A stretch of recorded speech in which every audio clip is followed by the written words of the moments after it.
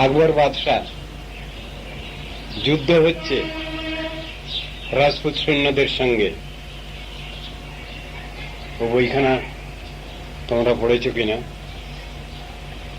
বইখানার নাম হলো tales of Rajput শিভ্যালরি। পড়নি?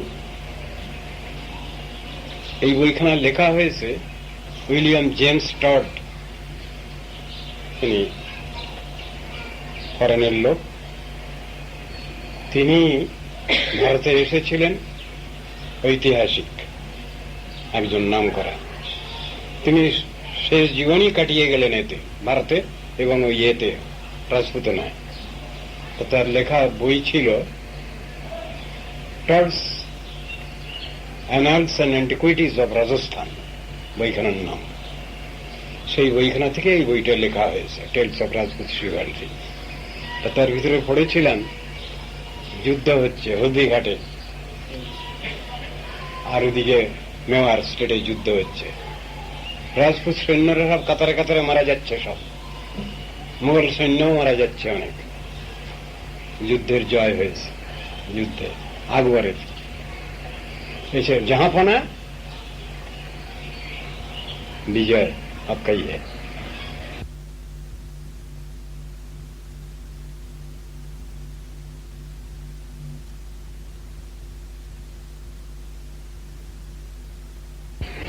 হ্যাঁ, একবার তখন শুনে কাঁদছেন তিনি। কেন?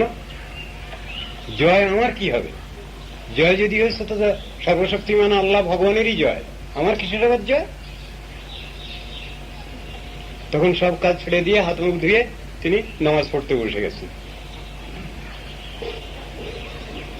নামাজ পড়তে বসে গেছেন। নামাজ পড়া মানে ভগবানের প্রার্থনা। তো নামাজের সেখানে ট্রান্সলেশন রয়েছে, O my soul, how long wilt thou continue to take pleasure in sin? Repentance is unpalatable. Tested thy defilement from sin. নামাজের অর্থ খুব সুন্দর।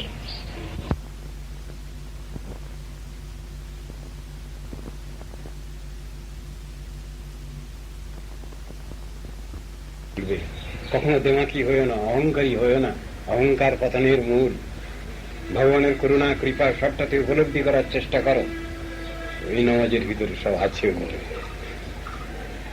কত সুন্দর কথা। যুদ্ধে জয় হয়েছে, তখন বলছেন ও লর্ড, ভিক্টরি ইজ ডাইন। বলছেন যুদ্ধে যদি জয় হয়েছে, ভগবান তোমারই জয় হয়েছে, আমার জয়টাই বলে কিছু না।